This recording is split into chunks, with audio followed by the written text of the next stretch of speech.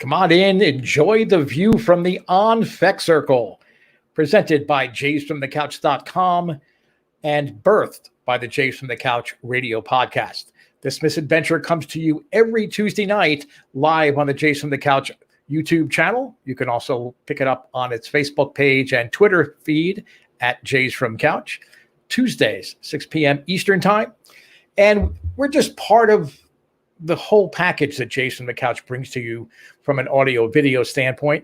As mentioned before, there is the Mothership podcast hosted by our editor, senior editor and founder, Sean Doyle. That is the Jays from the Couch radio podcast. It can be found anywhere that you find finer podcasts, but it is also available live Mondays, 6 p.m. Eastern Time, which is quickly now becoming Jays from the Couch time. And it's available on the YouTube channel, on Facebook, on Twitter. And if you can't find Jays from the Couch radio podcast on your little podcast provider list, you need to change providers. And here on the YouTube channel, another YouTube exclusive show, Sunny Side of the Dome, hosted by my friend and colleague, Karen Suter. She brings such a unique perspective on the Blue Jays. Yes, she is a fan. Yes, she tries to think about things in a more positive way than old grouchy men like I do, but she does a wonderful job with the balance. She knows her baseball. Her analysis is usually spot on. Even when I don't agree from her viewpoint, she has all the ammunition to back up her points. So make sure you tune in Thursday, 6 p.m. Eastern Time on the Jays from the Couch YouTube channel. I am your host, the Feckless Wonder, Steve Fek, back after a week off. Had some church-related things, believe it or not, things I had to take care of, and even higher callings have kept me from the Blue Jays series opener in Buffalo against the Seattle Mariners. I had hoped to do the show live from Salem Field because honestly, it was kind of a sad thing when I'm looking at this upcoming couple of games, because I think everyone was pointing to this series saying, okay, we know we're not going to open. We're going to open in Dunedin.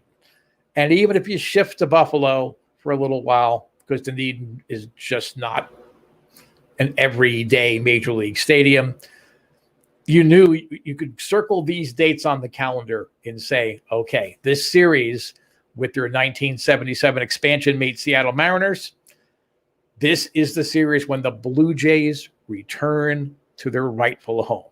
As much as I delight in the Blue Jays playing in Buffalo for a second year, it is my second home in a lot of ways. I loved living in Buffalo. They have great sports fans. It's a great little stadium. They belong in Toronto. They belong to be at Rogers Center. And as the summer unfurls and then, things like the union negotiations kind of rise up, it's really, really doubtful that the union is going to sign off at this point in time after a second in-season move, that they're going to sign off on the Blue Jays moving yet again and having to uproot all of the players and their families to move to Rogers Center for the rest of the year. I'm not trying to be a downer. Okay, yes, I am US of Jays. That's how you can follow me and yell at me at Twitter, at US of Jays. But it makes all the sense in the world at this particular stage that the Blue Jays will not play regular season games in Rogers Center. Should they play playoff games if they make the playoffs? Oh, absolutely. They absolutely need to. If you can accommodate the NHL Stanley Cup Finals, and really who thought the Montreal Canadiens would be there as a total aside, if you can accommodate that, then the Canadian federal and provincial governments need to make a way that playoff games are played in Rogers Center. You're not snubbing the fans in Buffalo. Okay, you're going home. And if you can't make it happen on a Canada Day series, what better way to return to Rogers Center than to host a playoff game, if it would be a reality. I think that'd be terrific. So, I mean, I am saddened that I did not get able to Salem Field to do the show from there. But we're going to reflect on more positive Blue Jay seasons, if you will, in our last segment, Blue Jays Way. We're gonna talk about what was your favorite season to root for the Blue Jays. And, I did a little bit of earlier thing, both behind the scenes at Jays from the Couch out on Twitter. And I mean, the leader in the clubhouse by far is the 1993 second World Championship team. We have 8 votes for that. Our Bob Ritchie from Jays from the Couch, terrific writer. Anytime you see a piece up on jaysfromthecouch.com where he does, the in-depth analysis of things, both him and Jim Scott both do a terrific job really digging into the more analytic end of it, which I don't personally buy into, but they do a terrific job presenting the cases and explaining what all this different stuff means. Please do follow Bob Singh. He felt that the 1992 World Championship team, the first one, was a better team than the 93 team. I mean, 93, you had the Joe Carter walk up, all the hoopla around that. But I mean, I agree with Bob. The 92 team was probably the best of the 2 World Championship teams. And I'll reveal my choice of what that is. And I would love for you to join into the conversation. Throughout this show, you can just enter your comments on our YouTube channel. You can enter comments on our Facebook page. You can tweet them. Tell me, what do you think? What was your favorite Blue Jays season? Not necessarily even the best team. What year did you enjoy rooting and watching Blue Jay games in your lifetime? So we're talking from 1977, which I don't think anybody's going to vote for, right up until the current season. So please do jump in. Any questions, any comments, anything that you find that I say that is really ridiculously stupid, and it won't take you long to come across some of those observations. Please do submit your question. We try to get them up here, and I answer them as quickly and as promptly as I can, unless I'm really ranting. I don't want to, rant at you. It's because it wouldn't be you if I'm ranting about something. Now, who'd have thunk it? Here we are, June 29th, and we're talking about a trade. The Toronto Blue Jays made a trade. And I'm not talking about some of the things that technically by dictionary definition were trades that have been made so far.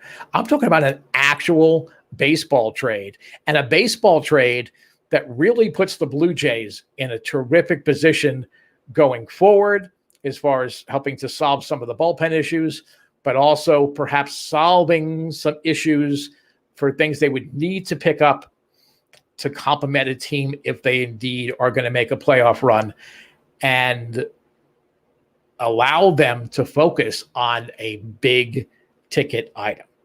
Ideally, a starting pitcher, ideally a back of the bullpen guy, knowing Ross Atkins, he'll probably get another offensive guy.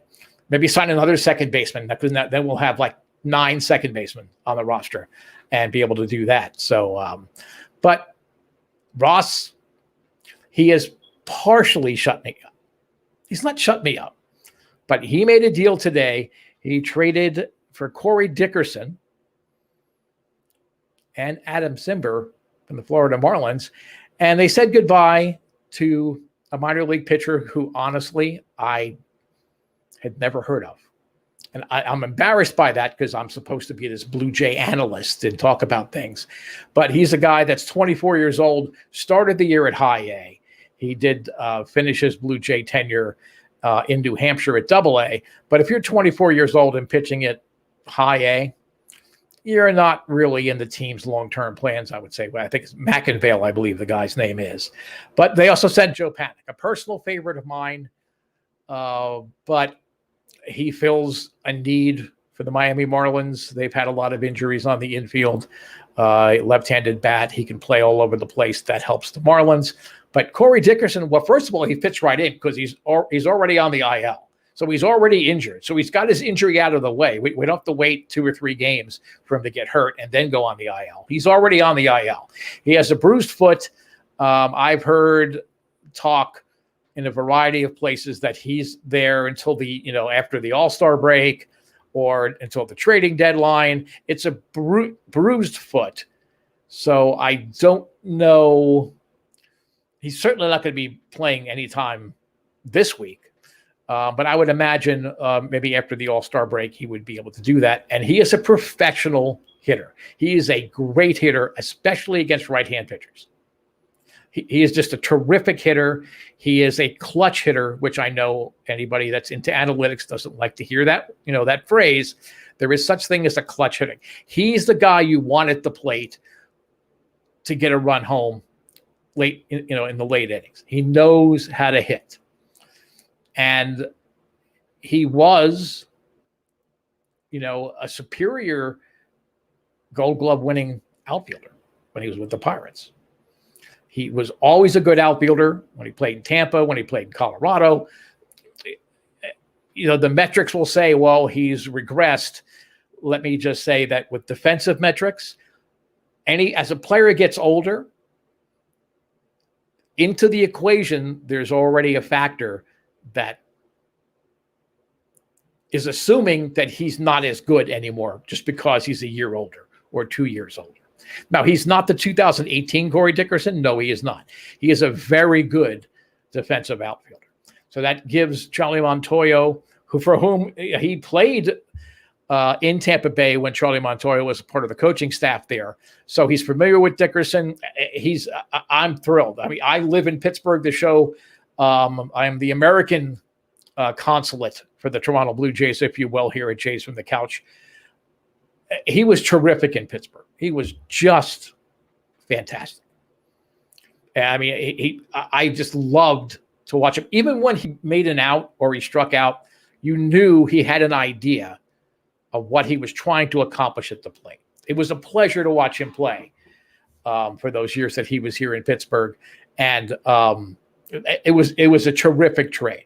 Cimber, you're going to look at him and you're going to flash back to that scene in Moneyball when they were talking about Chad Bradford, in fact, that he threw funny.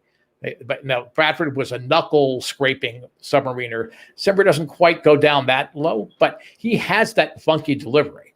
And when you bring him in, let's say behind a Robbie Ray or another pitcher that throws really hard, and you come in with that submarine, 86 mile an hour ball, and you're not really sure where it's going, especially as a right-handed bat. So against the Yankees, Cimber is going to pitch every game against the Yankees. That's a given because they're predominantly right-handed, but he's got that funky delivery, and that's going to throw hitters off. That is the real value in Cimber, because then you come back in and you bring in a Jordan Romano or even a Dolis who are firing seeds most of the time, and you just face Cinder, let's say in the 6th or 7th, and the next time you're facing Jordan Romano, your swing is all screwed up. And not just for that game. Potentially, if this is game 1 of the series, it's screwed up for game 2 and game 3 of the series too.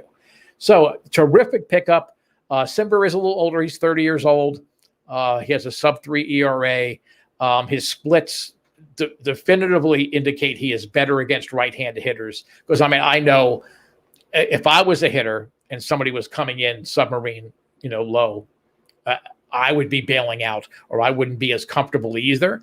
But, so the OPS splits, it's about 200 points higher against left-hand hitters than right-hand hitters, but he can get left-hand hitters out.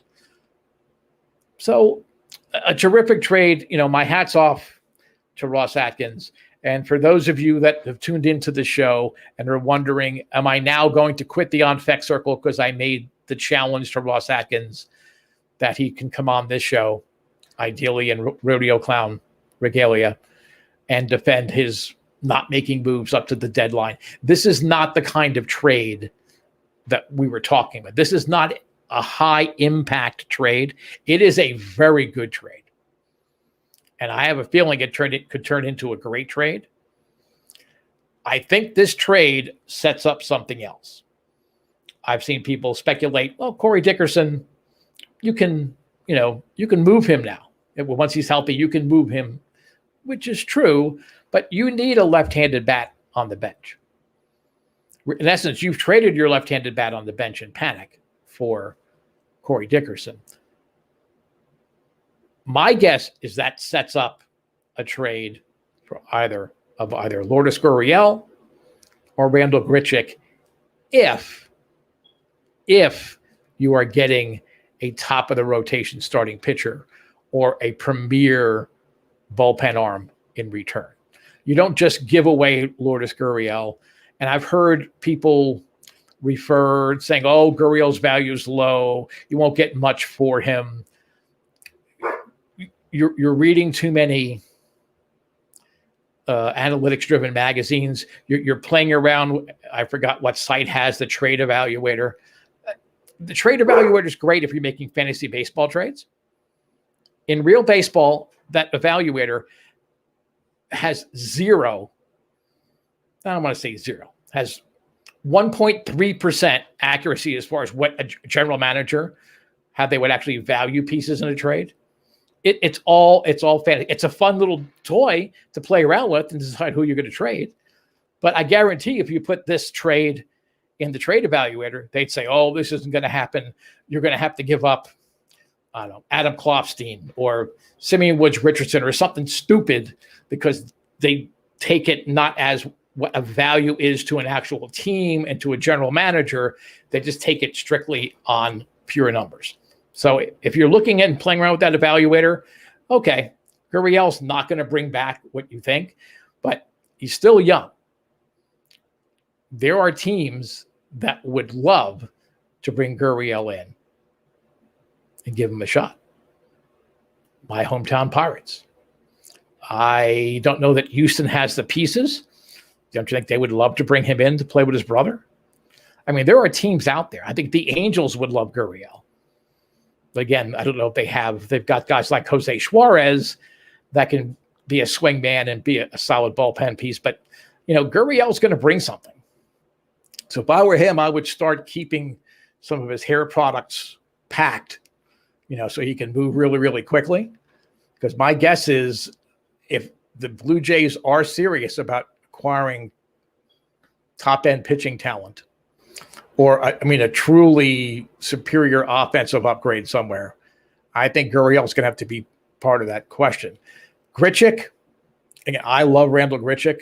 On the podcast last night, we were debating Grichuk versus Hernandez, who's a more worthy all-star. Of course, I went with Grichuk, and Sean and Karen went with Teoscar Hernandez. But Grichuk he's the guy that you actually do appreciate at the end of the year. I was a little surprised that Karen had brought up a point that, Grichuk, you know what's going to happen at the end of the year. He starts off slow and then gets hot. At the end of the year, it's kind of This year, it's the opposite, whatever. I think at the end of the year, you're very happy what Randal Grichuk brings to your ball club. He is a complete ball player. Teoscar Hernandez is a great hitter. Okay. Lourdes Gurriel has a lot of possible upside, but Grichuk, I think, while in theory you would get more for Grichuk, perhaps, I think you only move Grichuk in this situation if they're serious about making a run for the playoffs. I think you only do so if you're needing to balance out the salary a little bit. If you're bringing in a $20-25 million pitcher, okay, or you're bringing in somebody that either an arbitration or if you're going to sign them for free agency, it's going to cost you a fortune, then you almost have to include Grichuk in a trade, not only to balance the cash on the Blue Jay side, but it allows general managers and fans and the manager of the other teams to say, well, gee, he's a $12 million ball player for a reason. So but my guess is that Gurriel is going to be the piece that can bring something, not by himself, as a package. The Blue Jays have lots of highly sought after prospects. So they've got the pieces. Gurriel may be the major league piece coming back that truly seals the deal on a high impact acquisition before the trade deadline. I still don't think that Ross is going to get that done. But again, kudos to Ross Atkins. This was a terrific trade. Okay, it's not going to force me to quit to honor a part of my bet because it wasn't that great of a trade. But it makes me a little nervous now because he now has even more pieces in place to be able to make that high impact trade. Now, I again want to encourage you as you're watching the end of the program here, we're getting to talk about Blue Jays way. This year has been very frustrating for me. I personally have not enjoyed the season on many, many, many levels. But I reflect back to what I said at the beginning of the show when we were talking about how sad it is that a series that is an ideal matchup to be a Rogers Center Canada Day series, especially it could have been the return series. I wanted to think about something happier, more positive. Okay. I will never be sunny side of the dome. Okay. But I do love the Blue Jays. And I've been a fan for a very, very long time. In the case of many of the you that are watching or listening, you weren't even alive when I was actually rooting for the Blue Jays. Okay. So I wanted to do something happy. So please, I want to know what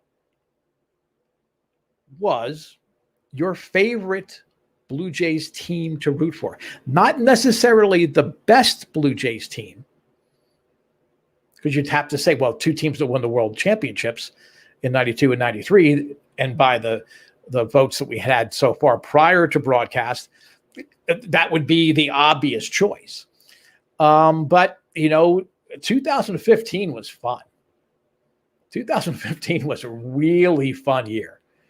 I mean, Alex Anthopoulos pulled out all of the stops. And the Blue Jays, I still am amazed they did not go to the World Series that year. I mean, again, the Royals went, they beat them. But that 2015 team had so much potential. And then, you had the deal for Donaldson in the offseason, where basically you gave up Jed Lowry and a bunch of pieces that really didn't mean a whole lot. You signed Russell Martin. You signed Justin Smoke. I think they claimed him on waivers and then signed him as a free agent somehow. Something happened, but I know that they claimed him on waivers, but then they signed him as a free agent later in the offseason. They acquired David Price. What a fun year to be a Blue Jay fan. And I was tempted to pick that. But because I'm an old man, and I do go back to, the expansion year. I mean, I had not totally gone over to the Blue Jay side of the AL East. I grew up a Red Sox fan because of Carl Yastrzemski primarily. But when my high school mate, Mark Lamangelo, was traded to Toronto, in 1979, I made it a point of following, going, spring training, the whole deal, following what was going on. Now, Mark was a disaster, not only on the field for the Blue Jays, but later on, over the next year or two, he was an even bigger disaster.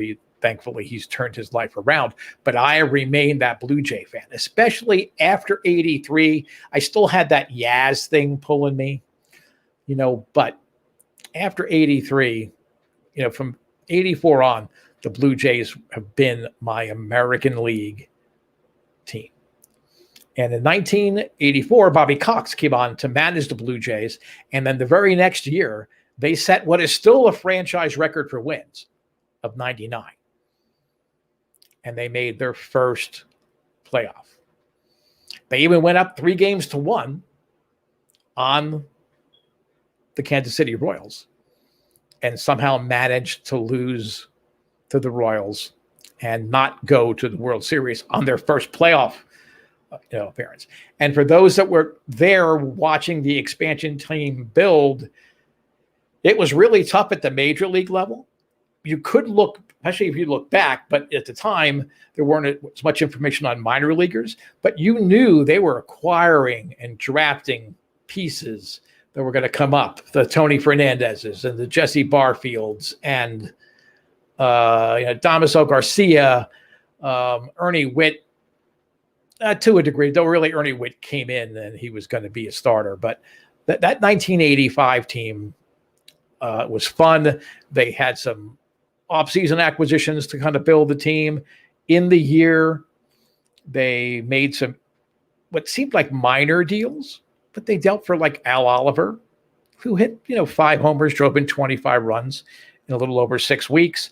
They acquired Cliff Johnson. So Oliver and Johnson really kind of resolved the DH spot for them. Jeff Burrows was just not getting it done in 85. They knew Pat Gillick knew he needed to upgrade the offense.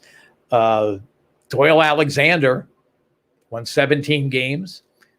Dave Steve, I always have to bless myself because Dave Steve was what an amazing pitcher. How he is not in the Hall of Fame, I don't understand. And no disrespect to Roy Halladay. Dave Steve was a much better pitcher than Roy Halladay. And he deserved to be in the Hall of Fame. He just got overshadowed in an era that had the Ryans and the Negros and all of those guys. But that 85 Blue Jays team, to me, that was the favorite team to root for. And I'm kind of bummed that nobody else has chipped in here during the live stream. Well, there's Bobby. Steve was great. He was unbelievable. Dave Steve was just unbelievable to watch. And you did not dig in the box. He is people talk about Roger Clemens and all these other old-time pitchers, Nolan Ryan. Dave Steve, I think that if he threw at somebody and he killed somebody, he would feel bad, but it would be on the inside and you would never know it. He was a competitor. Jack Morris. Dave Steve and Jack Morris, I think, are a great comparison.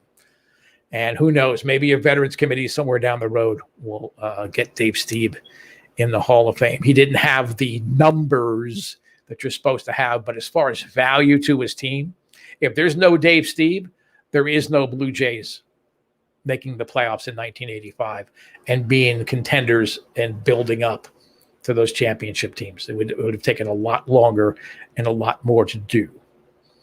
So if you're watching this as a replay on the YouTube channel, Facebook page, Twitter, please do make sure you hit subscribe or like or whatever it would be. Yes, absolutely, Bobby. He was just, I cannot, someday I'm going to do a show, I think, just on people like Dave Steve that nobody really appreciates exactly how good they were. Jesse Barfield. I think people are mad because he finished his career with the Yankees and suddenly, Jesse, he was a Yankee and he came back and played so well against us. Jesse Barfield, another terrific player. But so maybe someday in a future show we'll do that. But we're running out of time. Thank you for watching. Okay. Thank you for listening when I bring up things that maybe are uncomfortable or that you just don't agree with, but you actually think about them and you process them. I appreciate that. This is your show as much as mine. As I was saying, if you're watching this on a repeat, please do leave comments. I do check throughout the week if people have put a comment in. Well, thank you, Bobby. I will have a great night. Because anytime I get to talk about the Blue Jays, anytime I'm doing something with Jays from the Couch, it is a great night. But don't forget, this isn't the only show out there. We are here every Tuesday, 6 p.m. Eastern time. There is Sunny Side of the Dome, another YouTube channel show, which you can also pick up on Facebook, on Twitter. Karen Suter's the host of that. That's Thursdays, 6 p.m. Eastern time. And, of course, the Mothership Podcast, hosted by Sean Doyle, Jays from the Couch radio podcast. I'm the Feckless Wonder, Steve Fek. This has been the On Fek Circle. We'll talk to you next Tuesday.